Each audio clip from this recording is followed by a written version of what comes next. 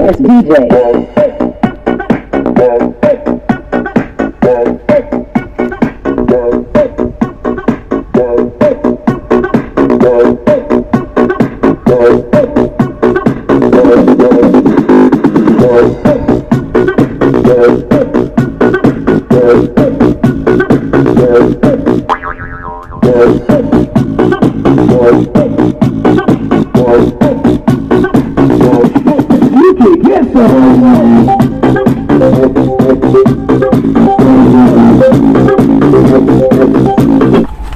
Welcome once again guys in my YouTube channel. Maligayang pagdating sa aking channel.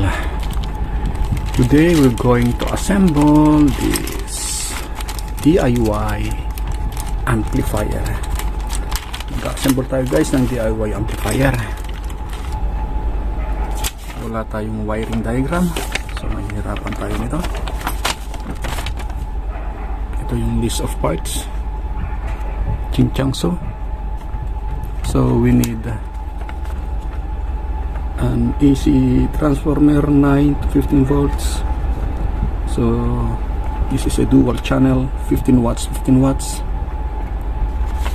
4 ohms, 4 to 8 ohms ang speaker niya. So start natin assembling guys. Ayan, sana makita natin. Ito ang kanyang mga parts. Ayan. So umpisahan natin dito sa IC nya na TDA2030A. Nabaluktot na siya. So pag i-mount natin, pag ganyan, the heatsink should be installed like this. At the same times, yan, lagyan natin sa taskbar. We're going to install that one, but before that we need to put thermal paste here. Yan, maglalagay tayo ng thermal paste dito guys. Ito yung IC na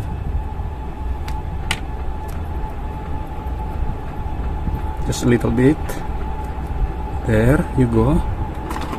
And we need this screw here. Pasok na natin doon.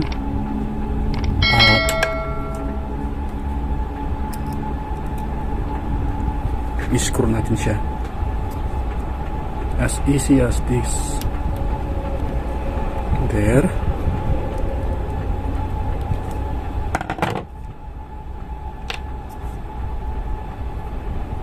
Now, let's try to mount it now guys here. Ayan. So, i-welding natin siya.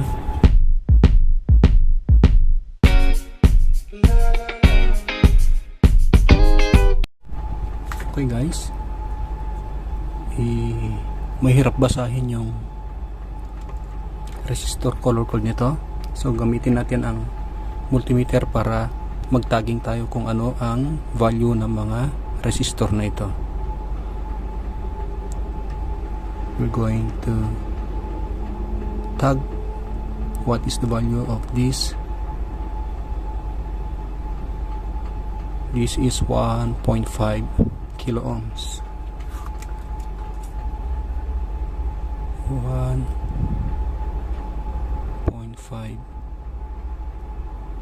K.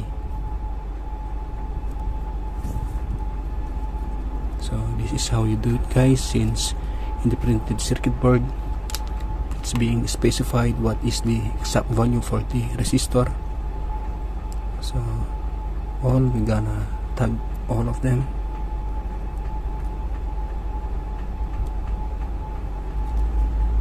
Kilo ohms. We're gonna install the another channel for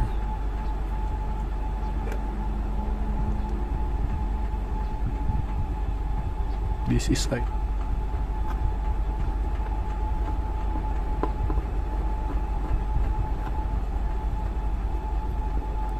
yan, set aside muna yan siya. So guys, matagingan na natin to dito.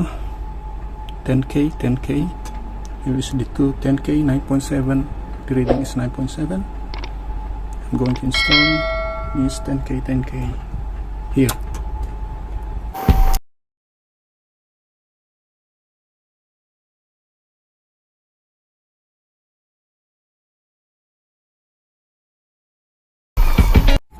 Non-polar po ang resistor. So kahit magkabaliktad, ganyan o ganyan, walang problema. Sunod natin guys si ceramic capacitor 104. Ito 104 to. Si ceramic capacitor is non-polar. So kahit pa ganyan, kahit pa ganon, walang problema. Ceramic capacitor guys is non-polar. So it doesn't matter how you install it. You can install that interchangeably, no problem. And then another 104.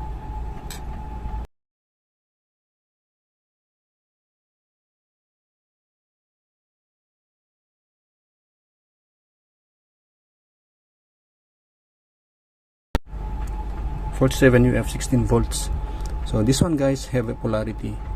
This side here is the negative and this side here is the positive. In the electrolytic capacitor, this side is the negative and the whole side here is the positive. So if you're gonna mount that one, yan, ganyan nyo lang siya ilagay. Yan, kung mapapansin nyo, yung maiksi ang paa, yun ang kanyang negative. Yung mahaba, positive. So ibang value guys ang binigay nila. Tingnan natin kung hindi magka-problema mamaya.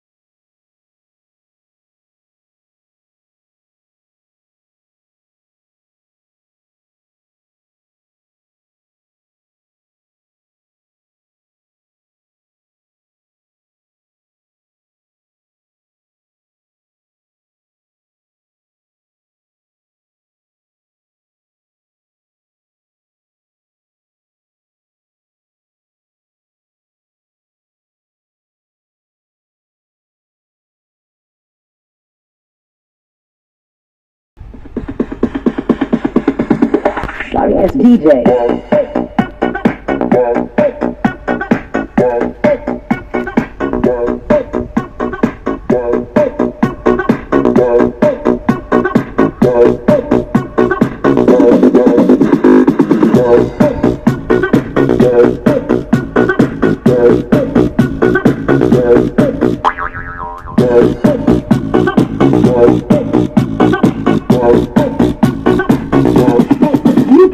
Ito.